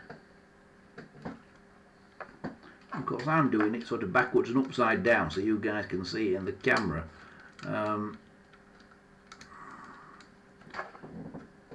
Bit like Blue Peter presenters always used to say, we have to do all our makes upside down. That's the camera. Red, green, blue is next, T3, which is also where that brown cord to the dial is, of course.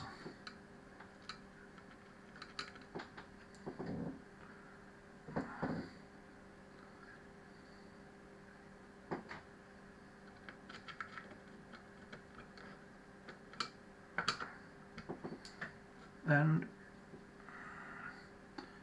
white onto T10.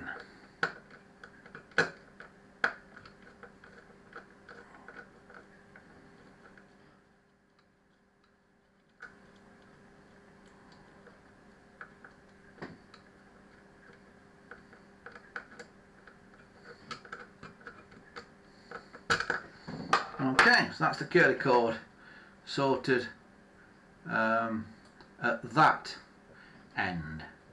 Then what we need to do at the other end is sort out our receiver. Where did I put it?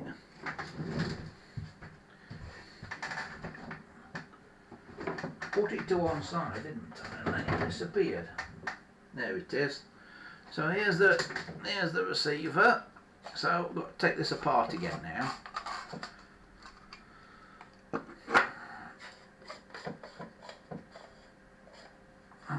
Where the hell's the camera? There it is. So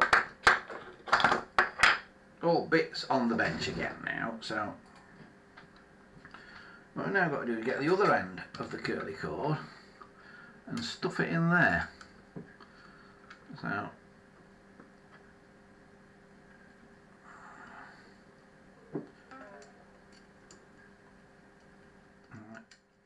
oh, my battery's low on my phone. Oh God.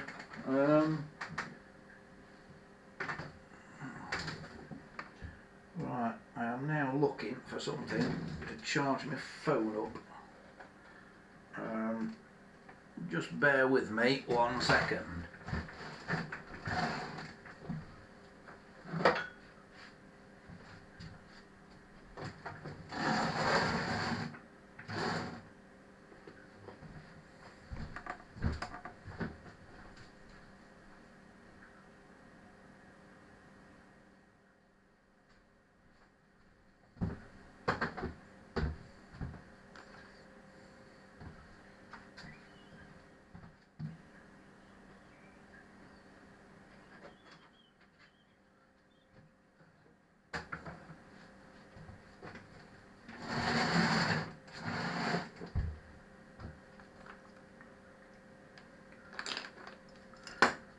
You know, I had a USB cable around here somewhere earlier and it just like vanished into thin air, like things so often do.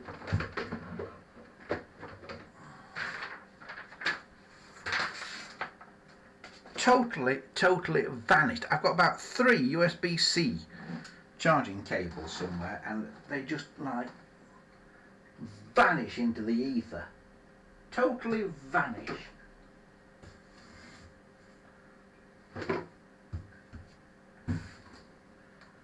Where on earth is it?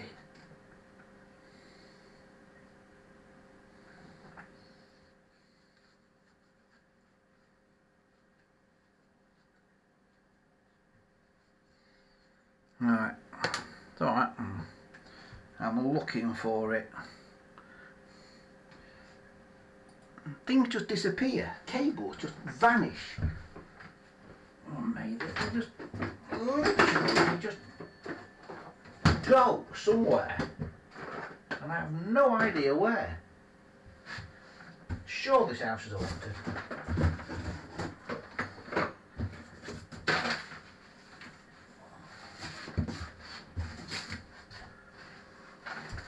Right. Normal service will be resumed in a moment. Hopefully.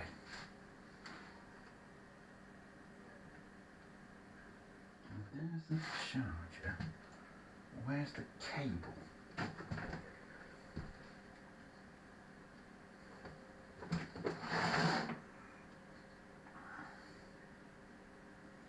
Totally cannot find the cable that I had earlier on this afternoon.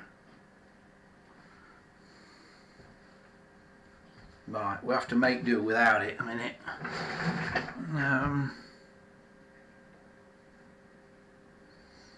The trouble is USB-C and I've got nothing else that is USB-C.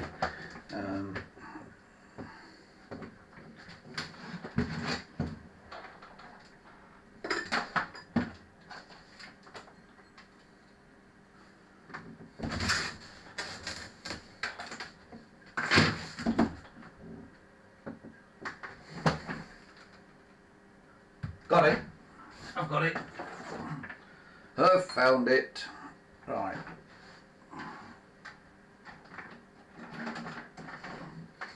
Right, I should be able to plug my phone in now and charge it up. Right. Right. Charge only. Right. So that's charging. Wesley says, I've got to look down here now for my phone. Wesley says, a method I use was dunk cod in boiling water, then wind it onto a fat knitting needle. After a week or two left on it, they always seem to keep their coils. Yeah, that would probably work. Yeah, that's very similar to what they used to do. They used to make them that way. They used to like wind them around like a broom handle or something and put them in a special oven, and that kind of set them. That's how they used to make the curly cords. Right, so back to business now. 1954. We may have to come back to this next week. It's taken longer than I expected it to. But let's get this handset back together. So the green and the red of the handset have got to go right the way up inside the handset. And you kind of have to do it with gravity, hold the handset upside down sort of thing, and let gravity take its course. So when you get part way, you've got to thread the blue and the white one in as well, which is shorter, because they only stay at this end of the handset. So just kind of let gravity do its thing. And I've just realised this hasn't got the clampy thing on. This cord I'm putting on hasn't got the little metal clampy thing, so I'm going to have to do something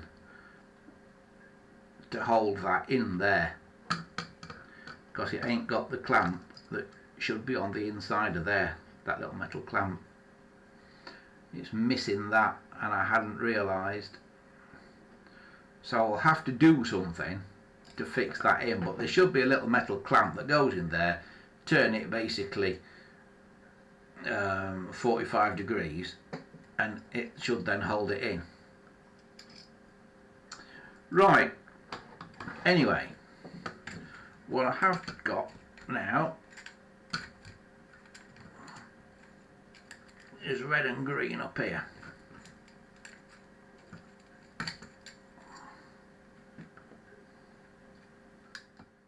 There's my red, there's my green. So they can now be fitted back onto this. Doesn't really matter which way round as far as I'm aware. So one on there,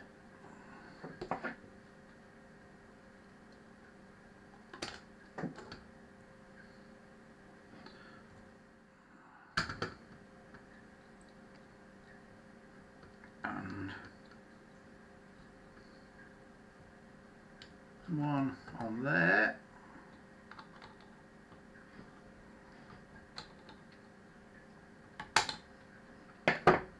and there you have it. And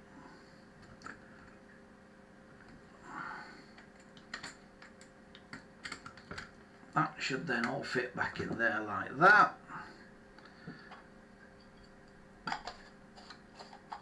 And then that screws back on like that. And that's that end back together. Same down here. Blue and white, or white and blue at this end. There's the white one. A little bit easier at this end because they are screw terminals. So there we go. And there's one. There's the other.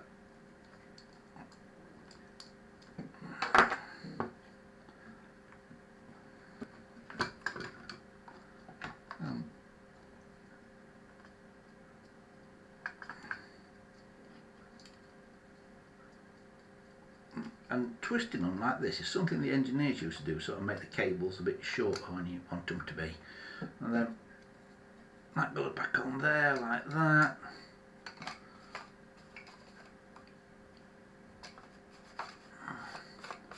That goes back on there like that, and that's the handset all done, basically.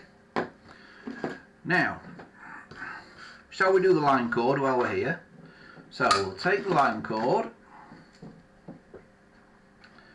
and the line cord, as we all know now, is red to T8, white to T18, blue to T6 and green to T15. So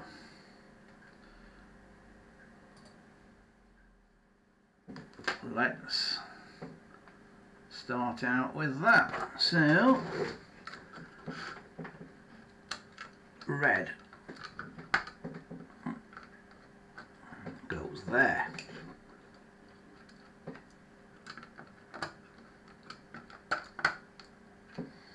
White goes there.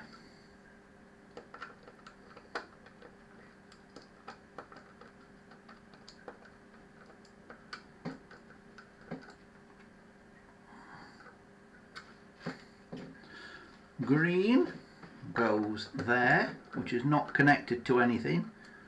You can just insulate the green one if you want, but I just stick it on T15 that's not connected to anything. And blue goes on to 1, 2, 3, T6. 1, 2, 3, 4, 5, 6, which is there.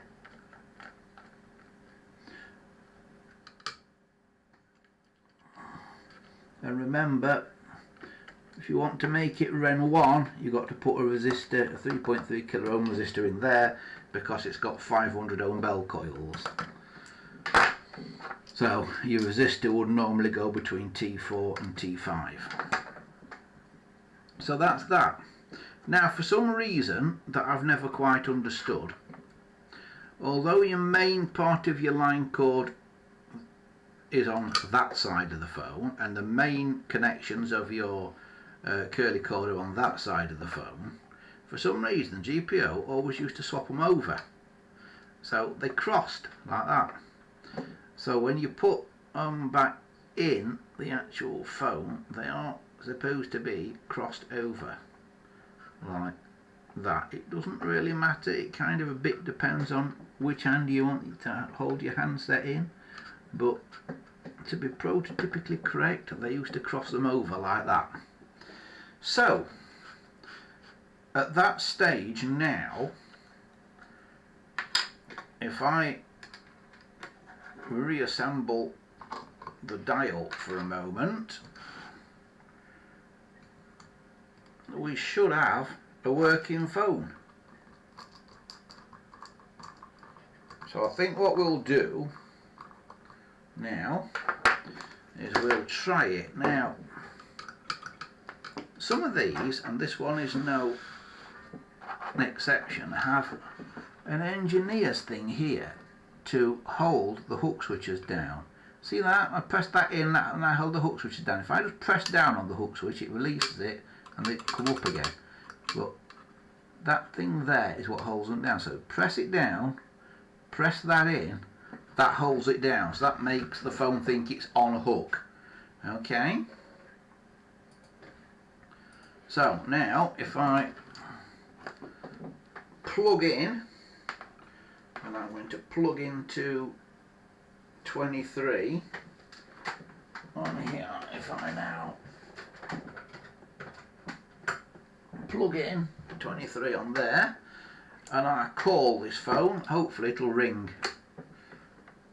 Right, got my dial tone, 23, there you go, it's ringing, and if I now release that, that'll be like going off hook. Alright, so now let's see if it works by doing the thing where I talking to one, so this is my good phone that I'm talking into, and I listen on the other one. Yeah, and I can hear it. Now blow into this one and listen on the good one. Yeah, and it's working.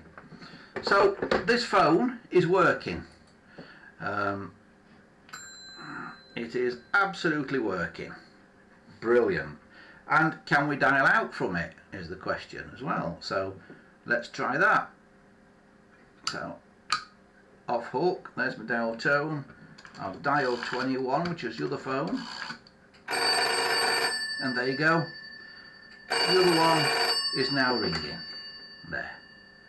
Okay? So that's it.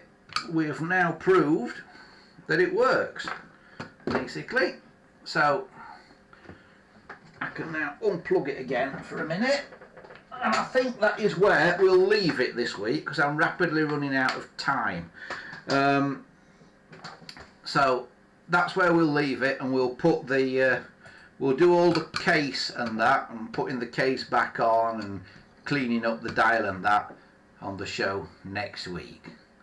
Okay, right, before I go, I'll just grab my phone and see what people have been up to in the chat. Hello. What's happened there?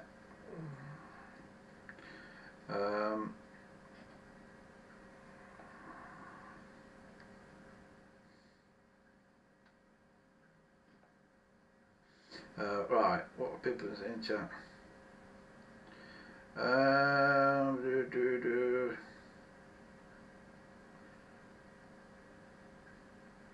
Christopher says he thinks he's got the ATA working. Can he give me a call to test it? Yeah, give me a call, Christopher. Dial 290 and let's see if it works. So we've got to do it quite quickly though before we've got to go off air, because we've overrun a bit tonight. So yeah, give it a buzz. 290, Christopher. There's the number to call. Let's see what's happening. Give it a try, matey. Give it a try.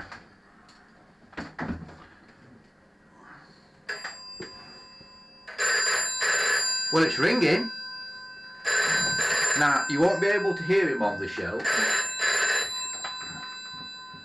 Hello, Christopher, can you hear me? Yeah, it's working! Yay! Brilliant!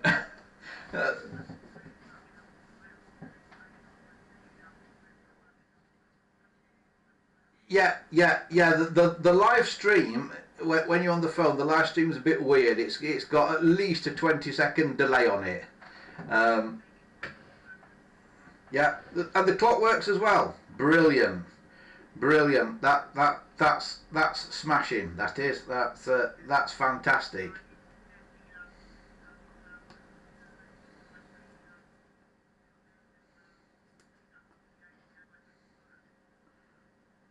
Right. So what did you set in the end to get it to work?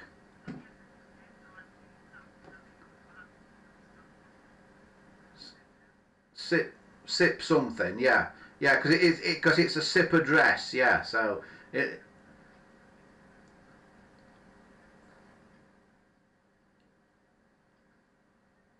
Yeah. What will be interesting will be to find out if it stays working or not, because sometimes if you've got a dynamic IP address and your IP address changes occasionally every couple of days or something, what happens then is sometimes they become unregistered.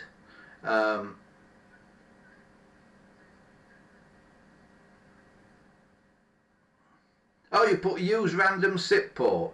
Yeah, that's the problem that I had at this end as well. I was defining a SIP port, and it was throwing a problem. As soon as I stopped defining the SIP port, that's what the 5062 was on the end of that address.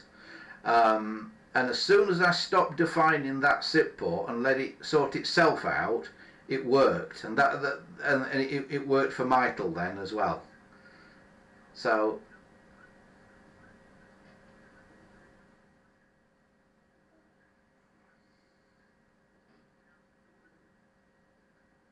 yeah, no, it's the phone is good. It sounds. Is this a Western Electric 500 that you're on? Oh right, right, right. And then that works okay, does it? Because sometimes the make break ratio of phones in different countries is not ideal for a Grandstream ATA. Um,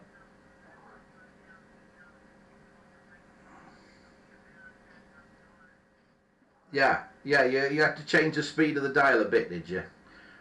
Right. Okie doke. Well, it's working anyway, so excellent.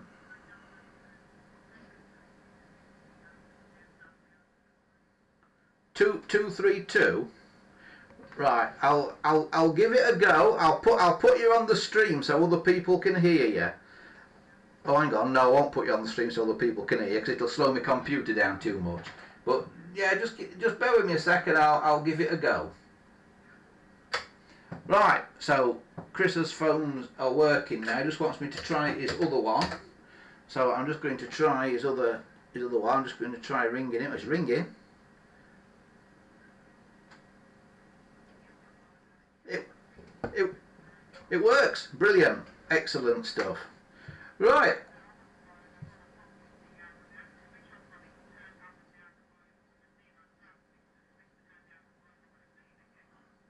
Right.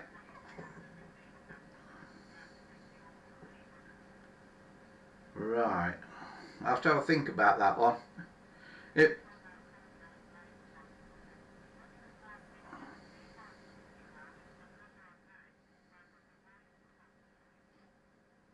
Right. Yeah. So yeah, we've had some with volume controls. Trim phones have volume controls for the ringer, but not actually for the speech. But some more modern things have volume controls for the speech, and a lot of people go, "My phone's not working," and you suddenly realise that they turned the volume control right down. um, but yeah, it's brilliant. So, considering this call is going halfway around the world and back, you sound like you're in the next room. Really, really good. Right, I'm going to have to nip off anyway, Chris. I've got to finish the stream off and shut everything down. But if you're game, we'll try and figure it out so we can talk to you live on the show next week. How are you fixed? We'll get you on next week. All right. Cheers, Christopher. See you soon. Bye. Bye. So we'll get him live so you can hear him next week. But yeah, so all these ATAs and things that we've been setting up are working, which is absolutely ace.